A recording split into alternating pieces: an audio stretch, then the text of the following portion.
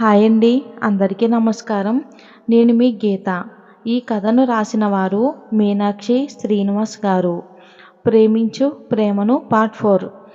ఏళ్ళు గడిచినా జరిగిన ఘోరం పీడ కలలా ఆయన్ను కలవరపెడుతూనే ఉంది.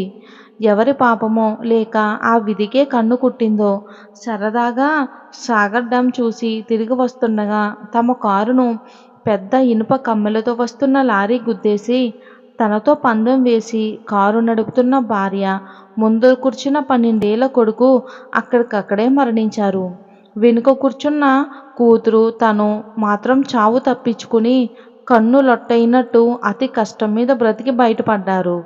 అప్పటికి రవలికి 9 ఏళ్ల పిల్ల. మంచం పట్టిన తనని పసిపిల్లైన రవలిని ఆదరించి హక్కున చేర్చుకుని రోడ్డున పడకుండా కాపాడ్డాడు సోమన్న. తన ఉప్పు తిన్న రుణం అలా తీర్చుకున్నాడు. అంతా సవ్యంగానే ఉంటుంది. నేను ఉద్యోగానికి వెళ్ళినప్పుడు నిన్ను చూసుకోవటానికి ఒక ఆమె వస్తారు. చాలా మంచి ఆవిడ. ఓర్పుగా ప్రేమగా చూసుకుంటారు. అనారోగ్యంతో ఉన్న వారిని చూసుకుంటారు అని మృదువుగా చెప్పింది రవలి తన తండ్రితో. రవలి మాటలు గతపు ఆలోచనలను స్రవంతిలో కొట్టుకుపోతున్న రాధశ్యామ్ని ఇహానికి తీసుకుని వచ్చాయి. నానా, నేను వచ్చేటప్పటికి 1-2 గంటలు పట్టొచ్చు. మీరు జాగ్రత్తగా ఉండగలరా? నేను ఏ పొరపాటు ప్లాను చెయ్యను. మీరు అనవసరంగా ఎక్కువ ఆలోచించక హాయిగా ప్రశాంతంగా పడుకోండి, సరేనా అని చెప్పి తండ్రి నుదుటిన ముద్దు పెట్టి బయలుదేరింది రవలి. వేసుకున్న మాత్ర ప్రభావంతో కళ్ళు మూతలు పడుతున్నా మనసు మాత్రం గతాన్ని నెమరవేసుకుంటుంది శ్యామ్కి.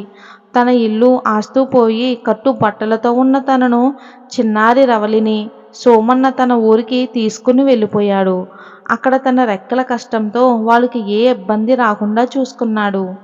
అక్కడే రవలిని ప్రభుత్వ బడిలో వేసి తనకు తోచిన విధంగా ఆ ఇంటి ఉప్పు తిన్నందుకు వాళ్ళ రుణం తీర్చుకున్నాడు. కొంచెం పెద్దదైన రవలికి తండ్రికి జరిగిందంతా చెప్పి ఎప్పుడూ ఎవరిని గుడ్డిగా నమ్మకూడదు అంటూ బాధపడేవాడు తండ్రి రవలితో. కాలానికి ఎవరి కష్టంతోనూ కన్నీళ్లతోని సంబంధం ఉండదు. తన మానాన తను గడిచిపోవటం దాని ధర్మం. అలాగే అన్ని కష్టాల మధ్య ప్రభుత్వ బడిలో చదువుకునే రవలి 10వ తరగతి పూర్తి చేసింది. తర్వాత ఇంటర్, డిగ్రీలు ట్యూషన్ చెప్పుతూ సోమన్నకు చేదోడు వాదోడుగా ఉంటూ తన స్వశక్తితో ఎదిగింది. అయితే వీళ్ళు ఏమైపోయారన్న సంగతి ఘనశ్యామ్కు తెలియకుండా జాగ్రత్త పడ్డాడు సోమన్న.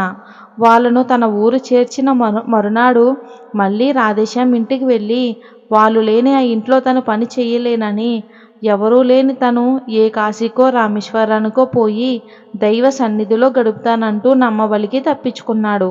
ఆ తండ్రి కూతుళ్ళ కోసం కొంతకాలం వెతికించిన ఘనశ్యామ్ వాళ్ళ జాడ తెలియక, పరిస్థితులు తట్టుకోలేక ఆత్మహత్య చేసుకుని చనిపోయి ఉంటారని వాళ్ళ సంగతి మర్చిపోయాడు. రాధేశ్యామ్ ఆస్తి అంతా తన పేరున మార్చుకుని ఉండడంతో అవన్నీ అమ్మేసి తను ఇంటికి వెళ్ళిపోయాడు. తన తండ్రి మరణానికి, తన కుటుంబానికి జరిగిన అన్యాయానికి సరైన న్యాయం జరిగేలా చేశానని సంతోషంగా బ్రతుకుతున్నాడు ఘనశ్యామ్. కళ్ళ ముందు గతం కదలాడగా కళ్ళ వెంట నీరు కాలువలై పారుతూ ఉంటే రాధేశ్యామ్ అలా కళ్ళు మూసుకుని కుమిలిపోతున్నాడు.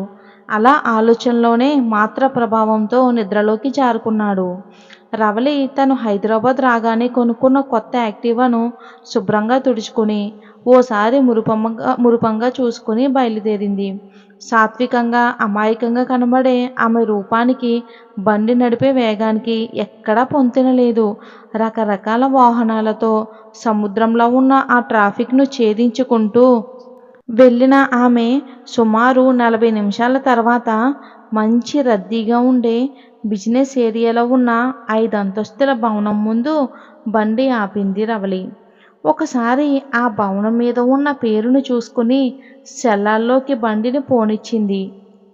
అక్కడ ఉన్న వాచ్మెన్కు రవలి బ్యాగ్లోంచి అపాయింట్మెంట్ లెటర్ తీసి చూపించింది.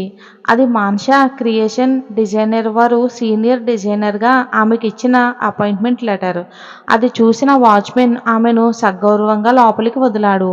బండి ఆ ఆఫీసు బోర్డు ఉన్న జాగాలో పార్క్ చేసి అక్కడి నుండే లిఫ్ట్లో 5వ అంతస్తులోకి ఉన్న ఆఫీస్కు చేరుకుంది రవలి.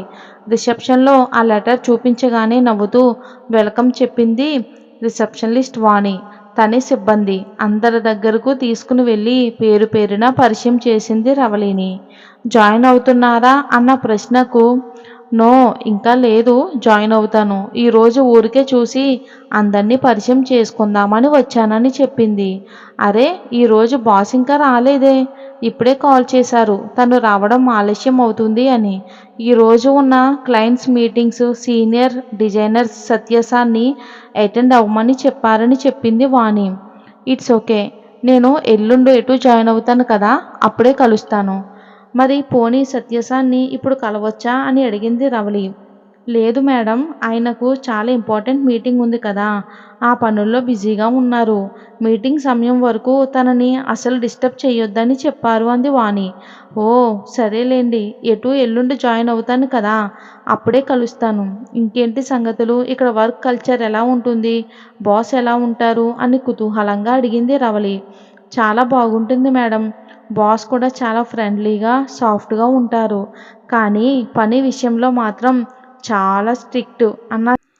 అన్న సమయానికి ఆయన ఆశించినట్లు పని మొత్తం జరిగిపోవాలి. ఏదైనా తేడా వచ్చిందే చచ్చామన్న మాటే అని నవ్వుతూ చెప్పిన ఆ స్వరంలోనే భయం భక్తులు పుష్కలంగా కనిపించాయి ఆమెకు. స్టోరీ నచ్చినట్లయితే లైక్ చేసి ఛానల్ని సబ్స్క్రైబ్ చేసుకోండి. రేపటి పార్ట్లో మళ్ళీ కలుద్దాం. స్టోరీ మీద మీ అభిప్రాయాన్ని కామెంట్ రూపంలో తెలియచేయండి, పాజిటివ్ ఆర్ నెగిటివ్.